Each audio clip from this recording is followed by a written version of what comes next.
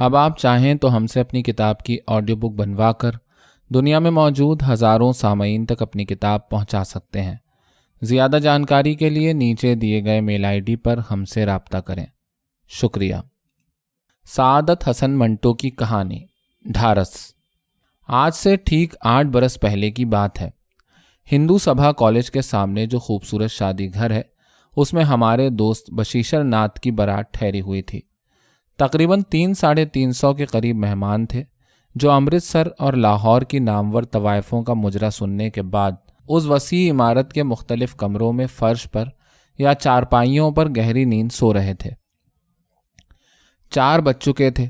میری آنکھوں میں بشیشر ناتھ کے ساتھ ایک علیحدہ کمرے میں خاص دوستوں کی موجودگی میں پی ہوئی وسکی کا خمار ابھی تک باقی تھا۔ جب ہال کے گول کلاک نے 4 بجائے تو میری آنکھ کھلی۔ شاید کوئی خواب دیکھ رہا تھا، کیونکہ پلکوں میں کچھ چیز پھنسی پھنسی معلوم ہوتی تھی۔ ایک آنکھ بند کر کے اس خیال سے کہ دوسری آنکھ ابھی کچھ دیر سوتی رہے، میں نے ہال کے فرش پر نظر دوڑائی۔ سب سو رہے تھے، کچھ اوندھے، کچھ سیدھے اور کچھ چاقو سے بنے ہوئے۔ میں نے اب دوسری آنکھ کھولی اور دیکھا۔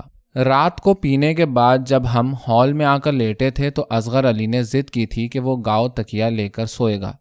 گاؤ تکیہ میرے سر سے کچھ فاصلے پر پڑا تھا، مگر اصغر موجود نہیں تھا۔ میں نے سوچا، حسب معمول رات بھر جاگتا رہا ہے اور اس وقت یہاں سے بہت دور رام باغ میں کسی معمولی ٹگیائی کے میلے بستر پر سو رہا ہے۔ اصغر علی کے لیے شراب دیسی ہو یا انگریزی، ایک تیز گاڑی تھی جو اسے فوراً عورت کی طرف کھینچ کر لے جاتی تھی۔ شراب پینے کے بعد یوں تو 99% مردوں کو خوبصورت چیزیں اپنی طرف کھینچتی ہیں، لیکن اصغر جو نہایت اچھا فوٹوگرافر اور پینٹر تھا، جو رنگوں اور لکیروں کا صحیح امتزاج جانتا تھا، شراب پینے کے بعد ہمیشہ نہایت ہی بھونڈی تصویر پیش کیا کرتا تھا۔ میری پلکوں میں پھنسے ہوئے خواب کے ٹکڑے نکل گئے اور میں نے اصغر علی کے متعلق سوچنا شروع کر دیا، جو خواب نہیں تھا۔ اس کے لمبے بالوں والے وزنی سر کا دباؤ گاؤ تکیے پر مجھے صاف نظر آ رہا تھا۔ کئی بار غور کرنے کے باوجود میں سمجھ نہ سکا تھا کہ شراب پی کر اصغر کا دل اور دماغ شل کیوں ہو جاتا ہے۔ شل تو نہیں کہنا چاہیے، کیونکہ وہ خوفناک طور پر بیدار ہو جاتا تھا اور اندھیری سے اندھیری گلیوں میں بھی راستہ تلاش کرتا وہ لڑکھڑاتے ہوئے قدموں سے کسی نہ کسی جسم بیچنے والی عورت کے پاس پہنچ جاتا۔ اس کے غلیظ بستر سے اٹھ کر جب وہ نہا دھو کر اپنے اسٹوڈیو پہنچتا اور صاف ستھری، تندرست، جوان اور خوبصورت لڑکیوں اور عورتوں کی تصویریں اتارتا تو اس کی آنکھوں میں حیوانیت کی ہلکی سی جھلک بھی نہ ہوتی، جو شرابی حالت میں ہر دیکھنے والے کو نظر آ سکتی تھی۔ یقین مانیے، شراب پی کر وہ سخت بے چین ہو جاتا تھا۔ اس کے دماغ سے خود احتسابی کچھ عرصے کے لیے بالکل مفقود ہو جاتی تھی۔ آدمی کتنی پی سکتا ہے؟ 6، 7، 8 پیگ، مگر اس بظاہر بے ضرر سیال مادے کے 6 یا 7 گھونٹ اسے شہوت کے اتھاہ سمندر میں دھکیل دیتے تھے۔ آپ وسکی میں سوڈا یا پانی ملا سکتے ہیں، لیکن عورت کو اس میں حل کرنا کم از کم میری سمجھ میں نہیں آتا۔ شراب پی جاتی ہے غم غلط کرنے کے لیے، عورت کوئی غم تو نہیں۔ شراب پی جاتی ہے شور مچانے کے لیے، عورت کوئی شور تو نہیں۔ رات اصغر نے شراب پی کر بہت شور مچایا۔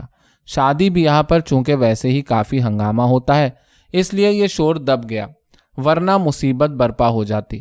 ایک دفعہ وسکی سے بھرا ہوا گلاس اٹھا کر یہ کہتے ہوئے کمرے سے باہر نکل گیا، میں بہت اونچا آدمی ہوں، اونچی جگہ بیٹھ کر پیوں گا۔ میرا خیال تھا کہ رام باغ میں کسی اونچے کوٹھے کی تلاش میں چلا گیا ہے، لیکن تھوڑی ہی دیر کے بعد جب دروازہ کھلا تو وہ ایک لکڑی کی سیڑھی لیے اندر داخل ہوا اور اسے دیوار کے ساتھ لگا کر سب سے اوپر والے ڈنڈے پر بیٹھ گیا اور چھت کے ساتھ سر لگا کر پینے لگا۔ بڑی مشکلوں کے بعد میں نے اور بشیشر نے اسے نیچے اتارا اور سمجھایا کہ ایسی حرکتیں صرف اس وقت اچھی لگتی ہیں جب کوئی اور موجود نہ ہو۔ شادی گھر مہمانوں سے کھچا کھچ بھرا ہے، اسے خاموش رہنا چاہیے۔ معلوم نہیں کیسے یہ بات اس کے دماغ میں بیٹھ گئی، کیونکہ جب تک پارٹی جاری رہی وہ ایک کونے میں چپ چاپ بیٹھا اپنے حصے کی وسکی پیتا رہا۔ یہ سوچتے سوچتے میں اٹھا اور باہر بالکنی میں جا کر کھڑا ہو گیا۔ سامنے ہندو سبھا کالج کی لال لال اینٹوں والی عمارت صبح کے خاموش اندھیارے میں لپٹی ہوئی تھی۔ آسمان کی طرف دیکھا تو کئی تارے مٹیالے آسمان پر کانپتے ہوئے نظر آئے۔ مارچ کے آخری دنوں کی خنک ہوا دھیرے دھیرے چل رہی تھی۔ میں نے سوچا چلو اوپر چلیں، खुली जगह है, कुछ देर मरमर के बने हुए शहनशीन पर लेटेंगे। सर्दी महसूस होने पर बदन में जो तेज तेज झुरझुरियाँ पैदा होंगी उनका मज़ा आएगा। लंबा बरामदा तय करके जब मैं सीढ़ियों के पास पहुंचा तो ऊपर से किसी के उतरने की आवाज़ आई। चंद लम्हात के बाद असगर नमूदार हुआ और मुझसे कलाम किए बगैर पास से गुजर गया। अंधेरा था, मैंने सोचा शायद उसने मुझे देखा नहीं। चुनांचे आहिस्ता आहिस्ता सीढ़ियों पर मैंने चढ़ना शुरू किया। मेरी आदत है, जब कभी मैं सीढ़ियाँ चढ़ता हूँ तो उसके जीने ज़रूर गिनता हूँ। मैंने दिल में 24 कहा और दफतन मुझे आखिरी जीने पर एक औरत खड़ी नजर आई।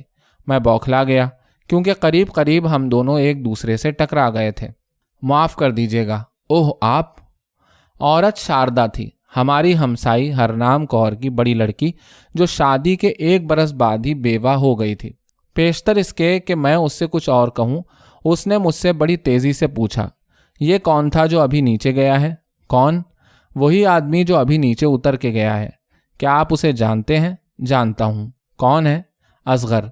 असगर? उसने ये नाम अपने दांतों के अंदर जैसे काट दिया और मुझे जो कुछ भी हुआ था उसका इल्म हो गया। क्या उसने कोई बदतमीज़ी की है? बदतमीज़ी? शारदा का दोहरा जिस्म गुस्से से कांप उठा। लेकिन मैं कहती हूँ उसने मुझे समझा क्या? ये कहते हुए उसकी छोटी छोटी आंखों में आंसू आ गए। उसकी आवाज़ हल्क में फंस गई और दोनों हाथों से मुंह ढांपकर उसने ज़ोर ज़ोर से रोना शुरू कर दिया। मैं अजीब उलझन में फंस गया। सोचने लगा, अगर रोने की आवाज़ सुनकर कोई ऊपर आ गया तो एक हंगामा बर्पा हो जाएगा। शारदा के 4 भाई हैं और चारों के चारों शादी घर में मौजूद हैं। इनमें से 2 तो हर वक्त दूसरों से लड़ाई का बहाना ढूंढते रहते हैं। असगर अली की अब खैर नहीं। मैंने उसको समझाना शुरू किया, देखिए आप रोइए नहीं, कोई सुन लेगा। एकदम दोनों हाथ अपने मुंह से हटाकर उसने तेज़ आवाज़ में कहा, सुन ले, मैं तो सुनाना ही चाहती हूँ। मुझे आखिर उसने समझा क्या था? बाजारी औरत?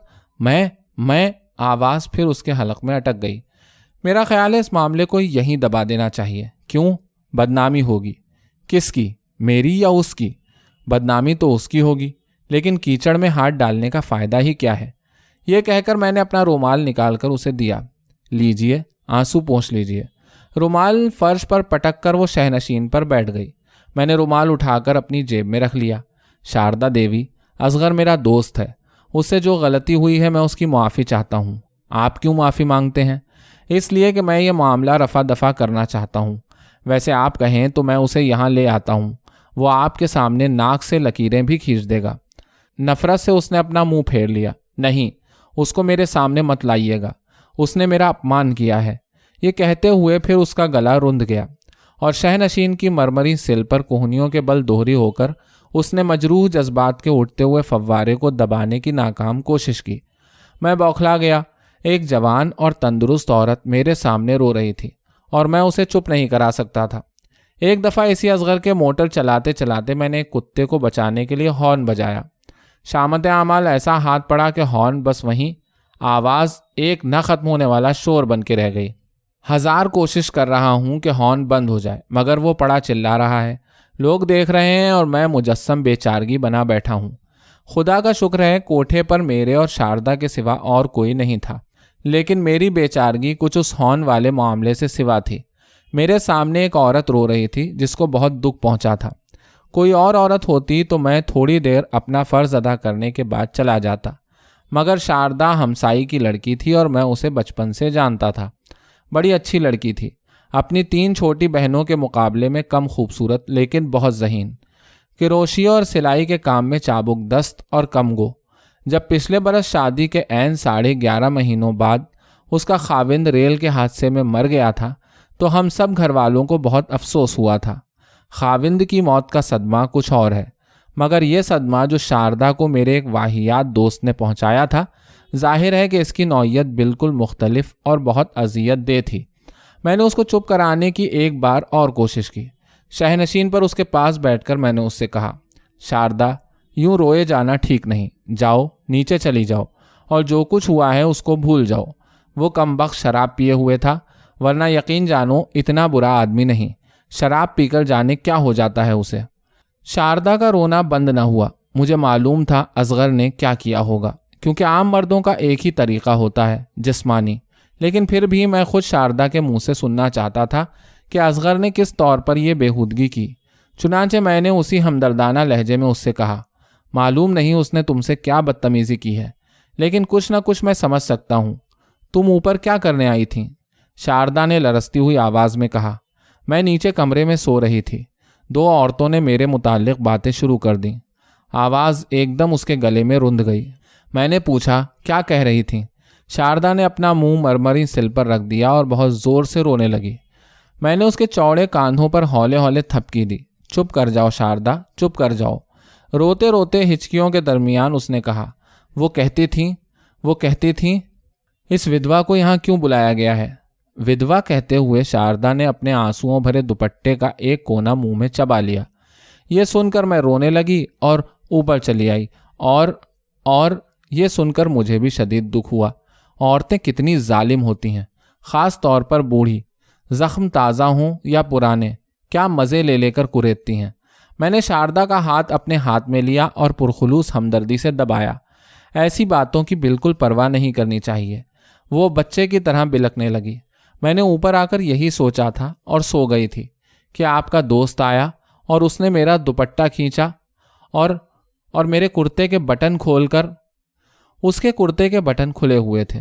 جانے دو شاردا، بھول جاؤ جو کچھ ہوا۔ میں نے جیب سے رومال نکالا اور اس کے آنسو پوچھنے شروع کیے۔ دوپٹے کا کونا ابھی تک اس کے منہ میں تھا، بلکہ اس نے کچھ اور زیادہ اندر چبا لیا تھا۔ میں نے کھینچ کر باہر نکال لیا۔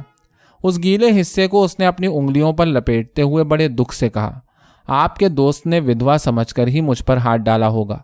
سوچا ہوگا اس عورت کا کون ہے۔ نہیں شاردا، نہیں۔ میں نے اس کا سر اپنے کندھے کے ساتھ لگا لیا۔ جو کچھ اس نے سوچا، جو کچھ اس نے کیا، لعنت بھیجو اس پر۔ چپ ہو جاؤ۔ جی چاہا لوری دے کر اس کو سلا دوں۔ میں نے اس کی آنکھیں خشک کی تھیں، لیکن آنسو پھر ابل آئے تھے۔ دوپٹے کا کونا جو اس نے پھر منہ میں چبا لیا تھا، میں نے نکال کر انگلیوں سے اس کے آنسو پونچھے اور دونوں آنکھوں کو ہولے ہولے چوم لیا۔ بس اب نہیں رونا۔ شاردا نے اپنا سر میرے سینے کے ساتھ لگا دیا۔ میں نے دھیرے دھیرے اس کے گال تھپکائے۔ بس بس بس۔